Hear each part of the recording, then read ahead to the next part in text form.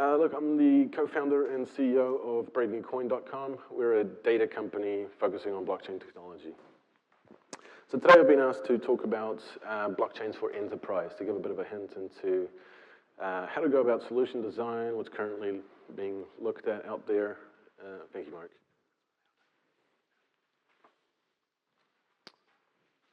Take a look at what's being looked at. First, I'm going to start off talking about the macro sort of overview trends about this exponential technology. Then I'll dive into the 5 pillars and 3 layers of blockchain solution design, offer some solution design examples, and talk a little bit about protocols and standards evolving.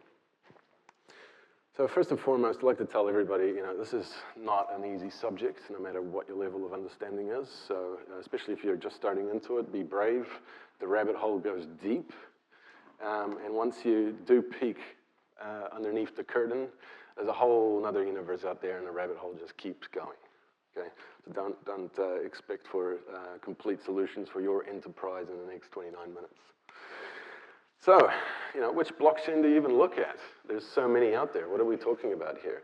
Distributed ledger technology is one term often used. Blockchains, Ethereum, etc.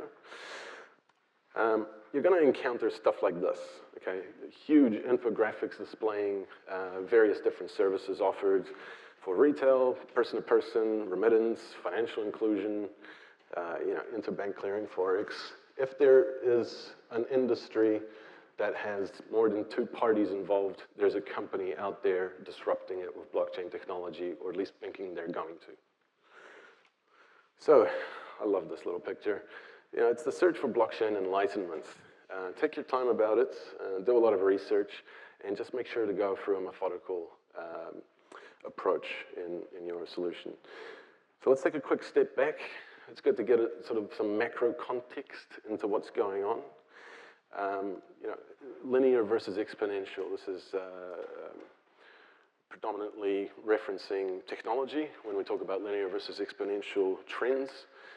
As humans, we think quite linearly, right? The moon revolves around the Earth, or Earth revolves around the sun. There's a constant pace of time, and we're quite used to that. Then along comes things like the Industrial Revolution, or the internet, and now blockchain technology, and it is very much an exponential technology class. It's very important to keep that in mind for several reasons that I'll dig into shortly. So let's transplant exponential versus linear onto blockchain. What does that look like? So with Satoshi Nakamoto's release, who, by the way, is definitely not that Australian bloke, first thing that became programmable was currency. After that, there was an explosion of other altcoins or cryptocurrencies, and we're now seeing tokens representing a wide range of commodities become available and tradable throughout the world. We're also seeing smart contracts and bundled smart contracts creating decentralized autonomous organizations. The machines are starting to take over. Completely new governance models are evolving. This is all happening way faster than I imagined. In fact, I thought that we would break out of what I call the deceptive stage, that area where progress looks like it's quite slow, right? It's not as fast as other comparables at the time in a linear scale. So it looks like not much is going on, but it's because infrastructure is being built. This technology and industry is 8 years old, and a lot of investment has gone into the infrastructure. But we're clearly now breaking out of that deceptive phase and clearly showing an exponential development path. Now, we track investment data along with all kinds of other data. We love data at BNC, and even with inflation adjusted, we're seeing more venture capital money pouring into the blockchain ecosystem than 20 years ago with the dot-com boom.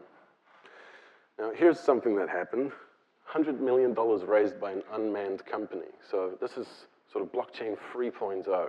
We're seeing this evolution, again, exponentially evolving. I think it's actually at 125 million. This is a bundle of smart contracts. It's a really bad way of explaining it, but that has effectively raised over $100 million, and it's set to surpass the biggest crowd funds ever. So I thought this would happen in a couple of years, but welcome to the new economy. So there's a whole ecosystem that's developed out of here. This is happening. We have, again, every type of adaptation and adoption of blockchain technology being explored, funded, piloted. We are yet to see widespread application or use of any one solution for any one market, but they're getting close on many different fronts. This is our friends over at Bitcoin Magazine, by the way. Love their little illustrations. So, quick note on standards and protocols, which I'll sort of surmise at the end again. There's a few key participants in this industry vying to get standards and protocols baked into this ecology early. So we have Chain.com predominantly working with private blockchain designs. They put together something called Link, which is a completely new trading platform in partnership with the NASDAQ. We have Consensus, which is predominantly focused on Ethereum. We have R3Sev, the 45-plus bank consortium, investigating multiple fronts of blockchain, both public and private applications. And we have Ripple, which mainly focuses on Bitcoin for payments, working with banks for cross-border transactions and anything imaginable in the payment space. Now, it's very encouraging to see the progress of the world's biggest financial institutions getting involved. Some are saying, be cannibalized or cannibalize, and perhaps that's part of it, funding both sides of the war, who knows? But it's just to emphasize the pace of progress. So here's a couple of areas that are being explored today. I'm mainly focused on financial applications, simply because I think that the blockchain technology can get rid of quite a lot of systemic risk and bring in a new era, a new renaissance in transparency in the global financial framework. So areas in finance being explored are things like remittance and FX, provenance for trade, finance, and insurance, microtransactions. I think Visa has, 20-cent minimum fees. What about the Internet of Things, where you need to send 100 millionth of a cent machine to machine? This is a perfect catalyst for that. Capital markets in a big way. So we're seeing Blythe Masters at Digital Asset Holdings making big announcements with the DTCC and the ASX for things like post-trade settlement solutions and cash equities. And of course, wide-ranging applications for mid and back office automation. Things like KYC, AML are also being greatly explored. So this is what I call the 5 pillars and 3 layers to enterprise blockchain design. Tried really hard not to make it too dry, so bear with me. Let's first take a look at a couple of considerations, right? So any single tier 3 bank will single-handedly outpace, say, Bitcoin's yearly transaction volumes in probably a month. Okay, so Bitcoin does about 220 million transactions per year. Funny enough, today, blockchain.info announced an implementation of the Lightning Network where their tests are actually running more transactions per second than Visa. So progress continues to be exponential. Ethereum, of course, has their own dynamic scaling solution, which looks really promising. Now, banks and large enterprise, not just banks, any major service provider, they require to comply with legislation to keep customer data private and secure. And they're not going to just give away their legacy infrastructure, right? They're not going to go, let's blockchain and dump our entire SAP or Oracle solution or whatever they're currently running in place. So you need 5 key pillars to a coherent solution design to run things on a big scale. And first and foremost, permissioned and private, cause of great debate, private blockchains. I think there's a great misconception of what that actually means, and I'll get into that shortly. It needs to be decentralized or peer-to-peer. It needs to have a high degree of immutability and data integrity, and it needs to scale to enterprise levels and have security, which is currently unavailable with open blockchains. So what do we mean by private permissions? Okay, a lot of people think that people are building sort of closed intranets out there. Some actually are. It's going to result in tears. But we're talking about writing records that can only be viewed by constituents in a closed group. So for instance, Swift, right? There's no reason for them to open the network up completely to outsiders. This is This is an area that's prime for blockchain disruption simply because we have a bunch of constituents that kind of trust each other but don't really. So what we need to do is have proper coherent business logic where permissions architecture goes well beyond access equals everything. So they can share information as required internally, but also have third parties get the data that they're permissioned to get for integration. It needs to be decentralized, so allowing for equal control over shared databases between all permissioned participants, and of equal importance, distributing the number of full copies available to maximize basically uptime, to ensure that there's always a copy of a full record available somewhere for your application. Integrity, so records are guaranteed to be cryptographically secure, with no possibility of bad actors, and we all know blockchains are excellent at that. And it needs to scale. So contrary to popular belief, and this may change with recent announcements in blockchain scaling, but Bitcoin and Ethereum today don't scale to trillions of transactions per day. So you need scalability and without compromising network synchronization, security, or data integrity. And lastly, open blockchains are typically unencrypted, and there's no management and enforcement of a complex business logic or settings for third participants. So, instead of looking for a single cryptographic or mathematical solution, and that's what a lot of these white papers, if you really dig into them, are offering, we propose to break, to get a coherent solution design to break those pillars and requirements into the correct layers. So we have the blockchain layer that we're all aware of, and what's required is actually a data store layer which can possibly function as a secondary blockchain. And then on top of that is whatever the application is.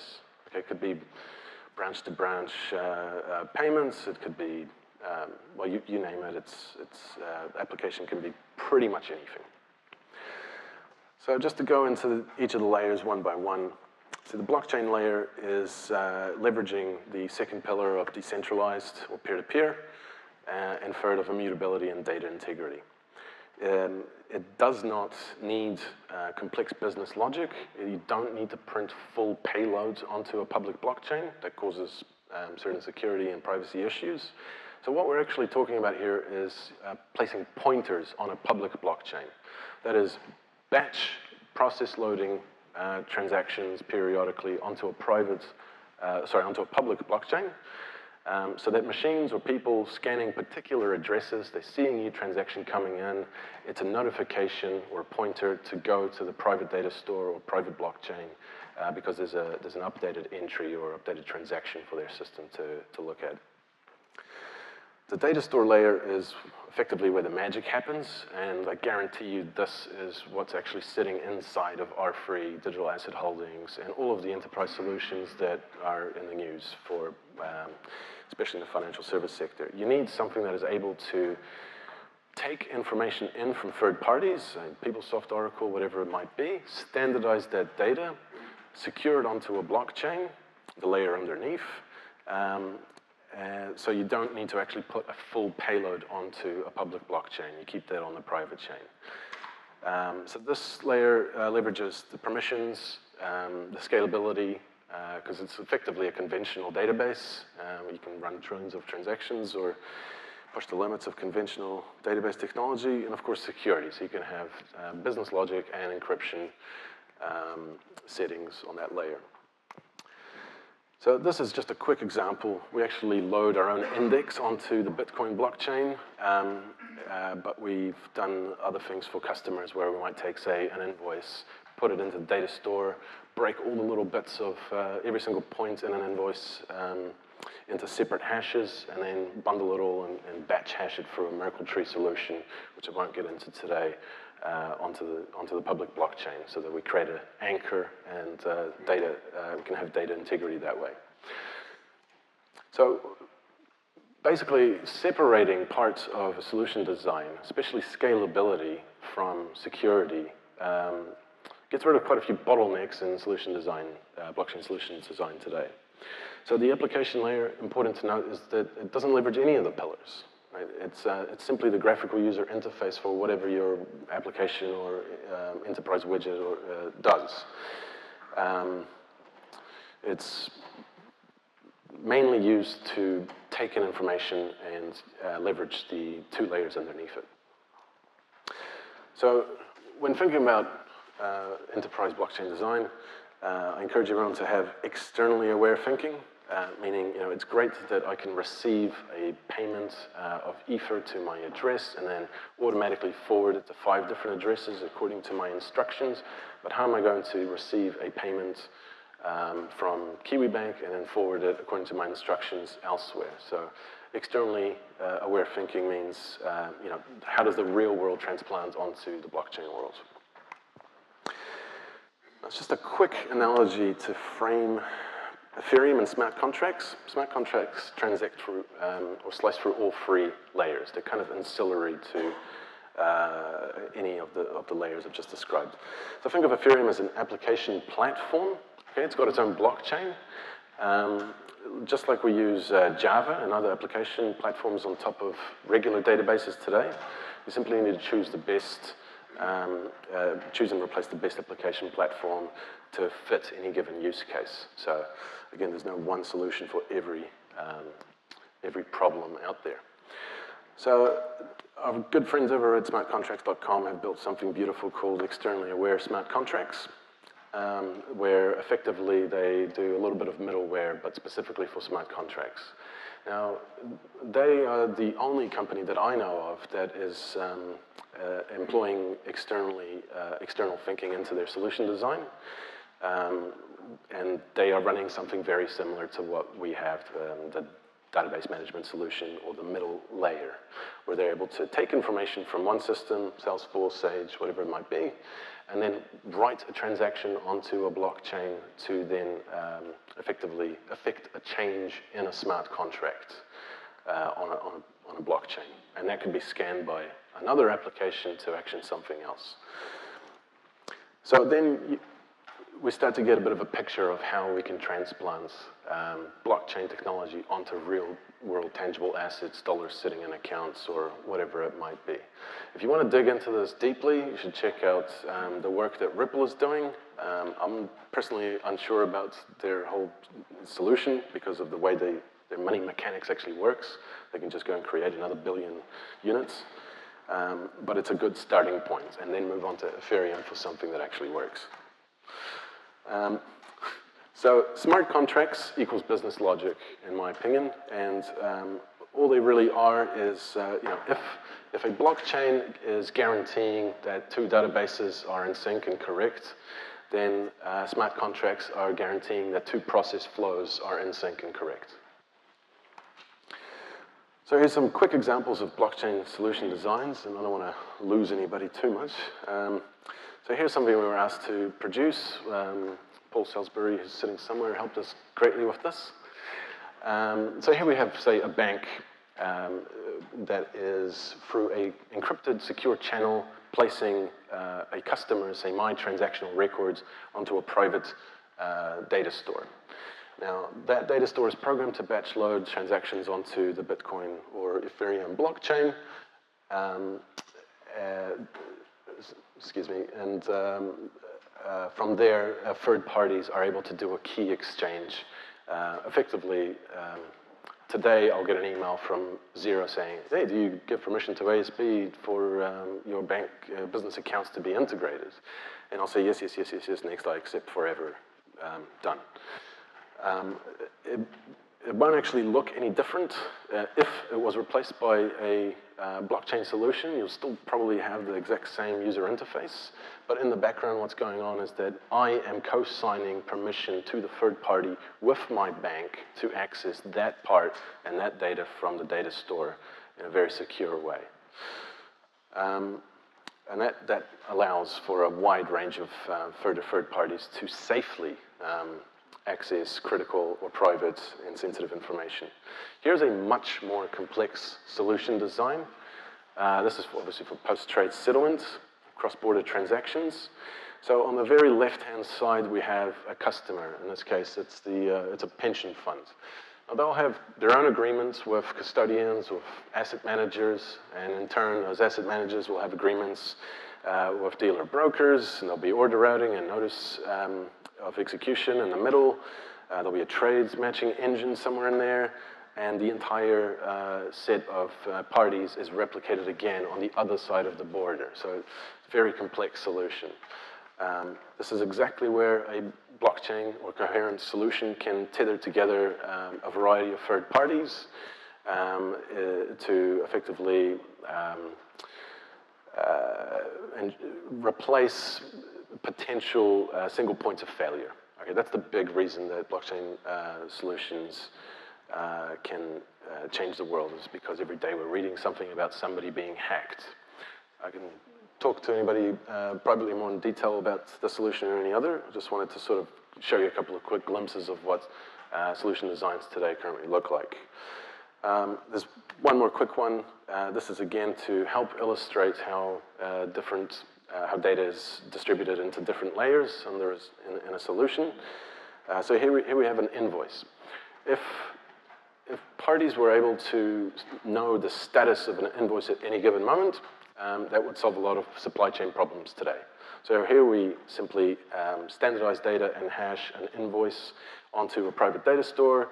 Batch invoices are loaded onto a blockchain so that third parties can read the public blockchain, know there's a notification, decrypt securely the information that they're permissioned to receive, and effectively power whatever the application might be, whether it's mid or back office automation, some form of financing solution, compliance, etc.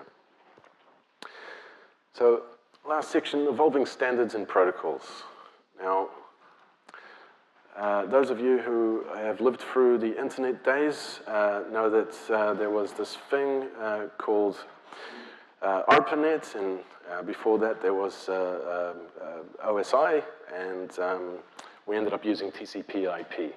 So I stress to people this is an exponentially growing technology. It is evolving really quickly. Nothing available today is guaranteed to be the de facto operating standard in the future. 20 years ago, 25 plus years ago, there was something called Open Systems Interconnection. It was supported by countless countries, engineers, companies, governments, etc. And there's a famous quote by someone I can't remember off the top of my head right now, along the lines of, OSI is a beautiful dream and TCP/IP is living it, right? It just simply didn't make it. So to conclude, enterprise blockchain solutions are not simple. They will take months and months to actually design. There's a variety of service providers out there that offer bits to the puzzle piece to take a pragmatic, systemic approach to your design. Blockchain technology is exponential. It's evolving very fast. This is what I like to stress the most, which is networks always end up demanding interoperability. So if you build something today in a private, for a private group of people and as a blockchain solution, say a private blockchain for Swift, one day in the future, inevitably, third parties will need to, for very good reasons, require parts of that information or access. So have a plan early, but plan for the future. I hope that gives you a lot to think about, and I'll be happy to talk bits and blocks anytime. Thank you.